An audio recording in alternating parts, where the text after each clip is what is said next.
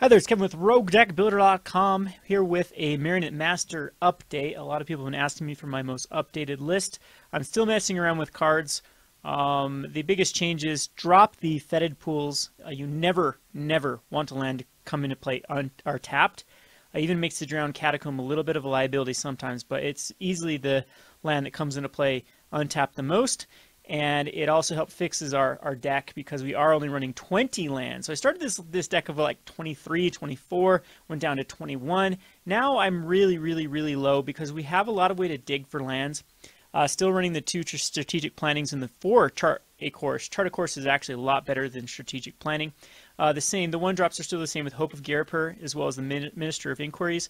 Minister of Inquiries is one of your most powerful turn 1s. Allows you to as many cards, a lot of times 6 cards in the graveyard before it runs out of energy, and if you have any hubs to back it up or other ministers, you can get in for some more mills. Helps find the count for a Gate to the Afterlife to find the God Pharaoh's Gift.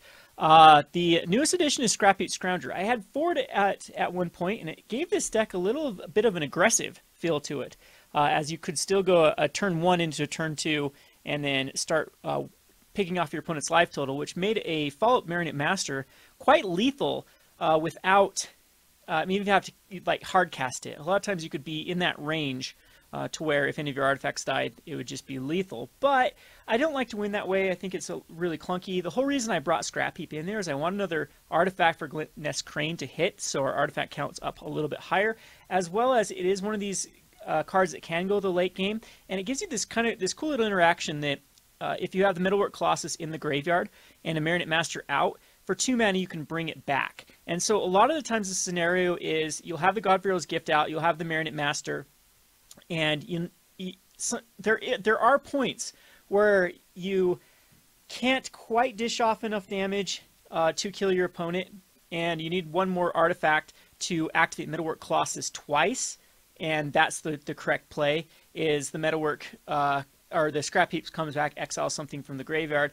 You then can kill the 3 servos and a Scrapheap Scrounger, or you can actually just put the Marionette Master on the +1/+1 counters, and then sacrifice the Scrapheap and the God Pharaoh's Gift to do 14 damage. And sometimes that's usually it doesn't come into play, but there is those times when it does matter. Or like I said, you bring the Marionette Master back, and then you can bring Scrapheaps back, and then sacrifice them in the Metalwork Colossus. So just a 2-up in the deck. Again, it was a 4-up, but strategic planning is very necessary in here for our low land count. This has worked out the best for me to have 6 non-creatures draw spells. Then we have the gates and the God Pharaoh's Gift, and the rest of the deck is going to be lands or creatures. So Marionette Master is still good. I thought about going down to a 3 of Marionette Master, a 1 of God Pharaoh's Gift, and a 1 of Metalwork Colossus, allowing us to get a little like more strategic plannings. There are a few cards from like the Explorer card. There's a 2-drop black card that you can run in this slot, or you can just run Trophy Mages, and that way. But we're kind of all in on the Gate to the Afterlife at that point. Sometimes you do want 2 God Pharaoh's Gifts. I'll keep messing around with it and actually play some rounds to see if just the 1 Metalwork, 1 God Pharaoh's, 1 Marionette is the right route to go to throw in some Trophy Mages instead. But as is, I like having the duplicates because if one gets exiled, you have another way to find your combo still. So anyway, still Champion of the Wits and Gate to the Afterlife. We still have the 4 Walking Ballistas. I wish Frontier was a thing, because if Frontier was, I'd definitely be trying out this deck with the Hangerback Walkers. So you'd have the 4 Walking Ballistas, 4 Hangerback Walkers. You'd also have access to Jace. You'd also have access to the Smuggler's Copter. And I think this deck might be actually a good deck in like a Frontier format. But of course, it's not powerful enough, in my opinion, for like a modern setting. There's just way too much hate, way too much Thoughtseize, ways to destroy things, Path to Exile, things like that. So Sideboard has switched up a little bit. I like the latest edition. I've cut all of the Spell Swindles as well as the Spell Pierce. I don't like reacting to my opponent with this deck. It's very tough to leave up mana. It's incredibly tough to leave up mana to try to counter those Abrades or particular cards that give you an issue, because you want to be casting stuff on your 1st, 2nd, 3rd, 4th turn. You don't want to have to leave up Spell Pierce. When it goes to the graveyard, it doesn't add your creature count. So I finally just gave up and got rid of them. So right now we are still running the 2 Trophy Mages and the 2 Aether Harvesters. These come in versus Raminap. Treasure Maps still come in versus the control matchups. And the new addition, though, is Kite Sail Freebooter. I bring this in versus a lot of matchups. I'll bring it in versus Ramen Up. I'll bring it in versus Blue-Black Control. I'll bring it in sometimes if I know my opponents are going to try to next level me, is what we call it, with Temur and bring in a lot of hate. I'll bring in the Kite Sail to kind of eat out their hate. But you got to think the Kite Sail dies a lot. They'll get their card back. A lot of times this isn't what you want to be doing. But in certain matchups, this is a very, very good card. I also like this. If you mill it, at least goes towards your creature count. It's not the worst card to get back with a God Pharaoh's Gift. To bring back as a 4/4 flyer and get rid of something out of their hand. So, I mean, there's worse things to get back, definitely. Like a Walking Bliss in the graveyard is not ideal. Most of the other targets are better. Like Minister and a Walking Bliss, I think would be inferior. But everything else, even a Hope, I think would be a little bit superior to even a Kite Sail bringing back. But Kite Sail is good in those specific matchups. It's my anti non-creature spell card of choice. Then we have Bantu's Last Reckoning. I think this is a must versus Temur. And a lot of these whiny Constrictor Jund lists that are starting to go around, as it wipes, they overextend is the way they beat you. It's hard for them to beat you if they want to play. I actually like playing game 2 and 3 versus Temur. Game 1, I think they're better off, even though they don't have the hate in. They might not have the negates. They might not have heavier on the braids or other, like the commit to memories. And it's a lot of times my opponents end up bringing in a lot of hate versus my combo, and I just beat them down with the value. Yeah, the Champion of Wits is a value creature. The Marionette Master is a value creature. A lot of the Glintless Crane is a value creature. I bring in Trophy Mage, and we start keeping up with the value that Temur adds, and eventually we grind them out, even through their hate cards. They have to kill our God Pharaoh's Gift multiple times because every gate is a copy of God Pharaoh's Gift. So it's kind of funny when when people bring in just so much hate for the deck and they just get beat down by a bunch of 1/1s and 1/3 flyers, 1/1 flyers, 2/1s, and whatnot. But Bantu's Last Reckoning is necessary for those flood draws where they get the Long Tusk Cub. Long Tusk Cub kind of is public enemy number 1. I've had some ways to deal with it in the past. I tried Winds of Rebuke. I've tried the Fatal Push. I've tried a few other cards, but Bantu's Last Reckoning is like the only... I want a card to do more than just kill one Long Tusk Cub. And so the other card that I like to use is Hostage Taker. There are some matchups where Hostage Taker is really good against. It is pretty good against the Scarab God. When our opponent does run the Scarab God against us. A lot of times I think that this deck probably does want a Scarab God, maybe in the place of a Harvester, but then makes our matchup versus the Ramen Up Red a little bit weaker. But Scarab God right now, why it's not in this deck is it's just obscenely expensive on MTGO, and I'm too cheap to buy one. The Lost Legacy is still in here for the Scarab God. Scarab God is a menace versus us, so a lot of times I'll Lost Legacy. It's kind of our only way that we can Lost Legacy it out. You could run like Harsh Scrutiny in this place too, but that's a lot of times not the best way to deal with that. So the whole name of the game versus the control decks though is you have to grind them out. A lot of times if they don't get their Search for Azcanta flipped early enough, you'll have the card advantage versus them, and then you can just grind them out. So a lot of games you win with like Hope of Garipers and Ministers just attacking in, and they just run out of ways. They have to keep reacting to everything you do, and eventually you get something to stick. Champions are good when you use their Eternalize, things like that. So Temur's pretty 50-50. My the last deck that I ran this through went 4-1. 4 of them were Temur. 4 games out of 5 were Temur, and 1 was the new black Ramen Up, or I guess just the black-red aggro. I don't know if they run Ramen Up a lot, but just they're splashing red for Hazaret and Beaumont Courier and like Lightning Strike and things like that. So I lost one of the Temur matchups, beat the rest of the 3, and then beat the black-red. So we're going to show one of the matchups here at the end here. This is versus Temur, and I can show you how this deck can actually beat the best Temur draw. If we get one of our best draws, our best draw will beat the best Temur draw, unless you say the best Temur draw against us. That means like our opponent just happened to be mainboarding a ton of Abrades and hits them versus the perfect timing versus us. But I'm going to show you a game 1 versus a Temur match. So I see a hand of a Chart of Course. You always want to see 2 lands in Chart of Course. That's a really, really powerful starting hand. We have the God Pharaoh's Gift in hand. This is a dead card, but Chart of Course makes up for it. And 3 lands is ideal. 2's okay, 3's ideal. The Glintless Crane and the Walking Blister are also good. So our opponent, we actually start off, we won the die roll. It's kind of a weird draw with the die roll, as the Drowned Catacombs are both going to come into play tapped. And so we need to decide efficiently how to do that. And so I start with the first Drowned Catacomb, of course, and decide to go for the Chart of Course to throw the God Pharaoh's Gift, but we find a better target in the Metalwork Colossus. You always want this in the graveyard as fast as possible. And so Our opponent started off with the Attune the Aether. So this is the strong draw from Temur. The best draw for Temur is first turn Attune with Aether into second turn Longtusk Cub. It is so good if you don't have that fatal push because the Longtusk Cub gets out of control. I am actually someone that would like to see Longtusk Cub gone. I think that we've come to the point, I think that I can back this up with statistics, that Temur Energy is now the #1 deck. Nothing even comes close to it as far as just the recent tournaments that have been played. It's just so versatile. There's so many things you can put in the deck, but the same core of the deck stays the same, which is going to be the Rogue Refiner and the Longtusk Cub. And I think if you take the Longtusk Cub, it loses its ability to both be an aggressive and a mid-range deck. And I think that the deck just does too much. It was kind of the problem with the Copter. Smuggler's Copter allowed decks, like especially the U White at the time, to be this very aggressive deck, but also be this mid-range deck, or even this control deck. And it just does too much with just that one card. And I just think that they give us no way to interact with energy. It's just pushing so many other 2-drops out of their slots. And it's hard to justify playing anything but a Longtusk Cub and a Rogue Refiner strategy. It's just too good for Standard at the moment. But anyway, I digress. Let's just get back to what he does with the Longtusk Cub with the 2 energy open. And then we'll go Glint Nest, Crane, which always misses. It doesn't, but I always get frustrated because I have a ton of artifacts in here, and you go through 4 cards, so statistically speaking, we should be hitting a lot with our Glint Nest. This one misses, though, and we have to put these on bottom. And then I also believe I miss my land drop next turn. My opponent pumps up the Longtusk. So I decided not to block here because we wanted our play to be Gate to the Afterlife, and we wanted to then block a bigger Longtusk Cub.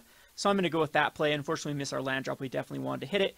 But Gate to the Afterlife into an open board. No Abrade. My opponent goes Chandra. So again, the first turn, Attune with Aether. Second turn, Longtusk Cub. Third turn, Rogue Refiner. Fourth turn, Chandra into a plus Harness Lightning. Can you think of a better starting hand for Temur? Because I can't. Maybe you could say a Bristling Hydra here would have put me under more pressure. But a lot of times, Chandra is a lot harder for me to deal with this draw, as it allows you to go get to the ultimate before a lot of times I have a time to interact with it. So anyway, this finds me, the Glint Nest finds me the Marionette Master in the graveyard. Now I've got 3 creatures and 2 Walking Ballistas, so we know that we can actually go off next turn, and so it's over. So we decide to cast the Walking Ballista for 0, allows us to loot, which throws the Minister in the graveyard. I wanted to draw something else that maybe could loot there, maybe another Walking Ballista, but I mean this is over. So we throw out the Glint Nest Crane, which is actually unnecessary, as it doesn't do anything. Finds a Metalwork Colossus. Metalwork Colossus is not needed. We throw the other Walking Ballista, which loots the last creature in the graveyard, and we can then crack the Gate to the Afterlife, find the God Pharaoh's Gift, find the Marionette Master, swing in for 4, and it adds perfect damage for 20 lethal, because that's the combo with this deck. That's exactly what you're trying to do, is 4 damage to the Marionette, and you have 3 artifacts left with 3 servos and a God Pharaoh's Gift. You stack the Metalwork Colossus, so when it's reading this ability, you put the other one on the stack, and it does the perfect 20 damage. So there was game number 1. And then game number 2, this is what I like to show with how they bring in so much hate. So I keep this hand because I'm like, okay, Bantu's Last Reckoning is going to stop that draw where they go Servant into Rogue Refiner into Bristling Hydra and a bunch of stuff. So if I'm like this hand, if they're playing the control route, I can draw out of it. If they're playing a hyper aggressive route, we can probably cast the Bantu's Last Reckoning. We don't have the other source yet, but it's quite easy for our deck to find it. There's an Aether Hub, for example. So our opponent is off to a very slow start, finds the Attune late, and now finds their other source. And so here we can go Trophy Mage, and if they want to counterspell it, sure, because we have the other Gate to the Afterlife. Here I decided to get a duplicate Gate, because I know my opponent must have a lot of control spells. Magma Sprays, the Trophy Mage already did its thing. That gave us card advantage there. Throw out a Gate. I know this one's probably going to get countered.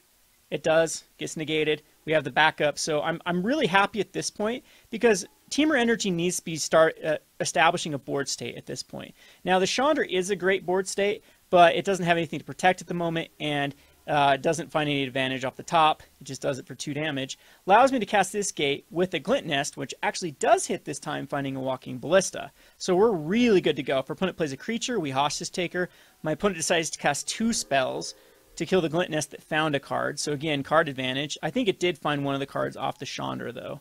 And then we decide to cast another Glint Nest, which does find another Walking Ballista, which puts us in good shape, as now we are able to cast the Walking Ballista to keep our opponent off of the Chandra ult. And with the Gates of Afterlife out, we also have a very, very good setup to loot. Even though both those creatures got exiled by Magma Sprays, which I actually don't think is a good card to bring in versus me, because I don't think so, just personally.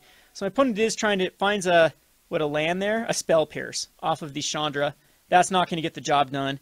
I decided that, okay, the best course of action is probably just to kill the Rogue Refiner to loot, throw the Metalwork Colossus in the bin, and then swing into Chandra to keep it off the ult. Plus we have another Walking Ballista to come back. But oh yeah, that's why we did what we did. We wanted to loot because I wanted it to hit a land. And if we hit a land, that allows us to cast God Pharaoh's Gift. If God Pharaoh's Gift gets countered, we can always get it back with the Gates of the Afterlife the next time. If it gets abraded, we can always get it back with the Gates of the Afterlife. So we are grinding down our opponent's resources. So that's worst case scenario. And then we still attacking for 1 because their mana will be used. And then Chandra to go down to 6 out of the ultimate range, and we're still good to go. Best case scenario is God Pharaoh's Gift sticks, which it does, brings back a Walking Ballista, which then can tack into Chandra. So Chandra's down to 2. No, you don't have to worry about the ultimate. It finds another attune, and then throws out a Glorybringer. So again, you can't say that Temur had a bad draw here. This is only still around 6 lands, where I have 7 out, so we're ahead on lands. They had a Magma Spray, Negate, Magma Spray, Harness Lightning, Rogue Refiner, Attune. I mean, that Chandra, that's a good draw for Temur. That's what makes Temur really consistent, is all of their cards are good. It's very, very tough. I mean, they do want to find Rogue Refiners. That's probably the best card in the deck. And then, of course, the turn 2 Long Tusk Cub would be better, but anyway. So the Glorybringer has to kill the Walking Ballista, it has to exert, allows us to go Champion to help find more stuff in the graveyard. And I want to hit a land here, that's why I cast Champion, found the land, and now I can God Pharaoh's Gift back the Hostage Taker. So I throw the Hostage Taker away, and my opponent scoops, because he knows what's going to happen. It's going to bring Hostage Taker back as a 4/4, it's going to grab Glorybringer, I'm then going to be able to attack in with everything, kill the Chandra, cast a Glorybringer of my own, doesn't have haste quite yet, and then no matter what my opponent does next turn, whether it be, I don't know what they have, even a Torrential Gearhulk at that point is not going to be enough to bring them back from this God Pharaoh's Gift. If they abrade the God Pharaoh's Gift, oh well. Then we have Gates of Afterlife that is eventually going to come back. We already have a Hostage Taker, Glorybringer, Champion, Glint Nest out, and I have another backup one in my hand. So that's just a typical God Pharaoh's Gift versus Temur energy. Again, it's pretty 50-50 because my opponent can get some very explosive draws. They can get, they have access to a lot of hate cards. They have access to the Deathgorger Scavenger, or Deathgorge Scavenger. They have access to Braid. That can be a pain card. They have access to Negates and Spell Pierces and things like that. That can really shut down your, and still tempo you out. So Temur, I would say, is pretty 50-50, though I've played this matchup a bazillion times. I would not suggest playing a deck that can't beat Temur right now. Ramming up's pretty easy, because the way that I've got this built with Walking Ballistas and 8 1-drops is they clog the board really, really well, and this Gates of the Afterlife is actually a pain for ramming up or other aggro decks to deal with. Absent Tokens is probably the easiest matchup. Their only hope is getting the getting Vraska to try to shut down what you're doing. They're just too slow, and a lot of times, even with their amount of life gain, it's not going to be enough. The Mirror, God Pharaoh's Gift, I think the Marionette Master is superior a lot of times. We do have the Glint Nest Crane that can just block the Angels for a couple of turns, and it seems like that we just have a bigger ability to burst than that one. So the bad matchups a lot of times, though, some of the control matchups can be tough. Again, if they go turn 2 search for Azcanta, that's really, really tough. And this deck is very susceptible to hate. I would say Green-Black Winding Constrictor is probably the hardest matchup, just because a lot of times their sideboard plan is really, really effective, just because they have a lot of hate versus both Mardu vehicles, which then like dispossess and things like that for Torrential Gearhulks. It's just really, really, and they are the best mid-range deck by far. Temur's trying to clog the board. They do have the Long Tusk Cub draw. Winding Constrictor also has Long Tusk Cub draw, with also a Winding Constrictor to make the Long Tusk Cubs insanely huge. So I'd say that is probably the hardest matchup. Every now and again, some aggro decks will give you some trouble, some that have ways to trample through, double strike through, things like that. But all in all, I think it's a pretty good deck to run right now. I've had a lot of fun with it. There's still a lot of improvements that I'm waiting to do. I think maybe the Rivulets, I've prioritized these too much, but a lot of times these are really good for getting those cards. Like this draw, for example, we could easily get the Gate to the Afterlife online by milling ourselves and finding those. It's a good Hail Mary card with the Ipnu Rivulet. I have milled out an opponent before, blue-black and a Temur opponent, just with the Minister of Inquiries. If you draw a ton of them and then the Ipnu Rivulets, the games can go on very, very long, and then I have milled out opponents before, but that's going to be few and far between. But anywho, I'm going to be doing an interview with this deck. I'll try to answer more questions in depth for the Marionette Master combo. There's a lot of people that are hyping Marionette Master right now. To be a little bit transparent, even though I'd be building this deck anyway, I've bought so many Marionette Masters in the past couple months. I bought in at like 30 cents, 10 cents to 30 cents, and they jumped up.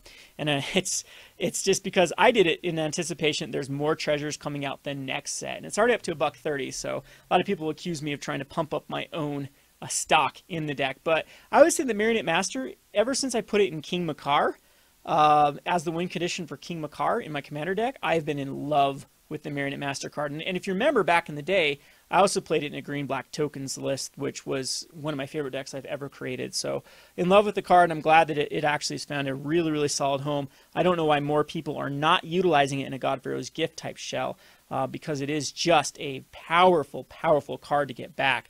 The Angel of Invention, of course, everyone knows how you can put the servos and still have a nice threatening card. You can do the same with the Marionette Master. It gives your opponent some terrible situations to try to attack into.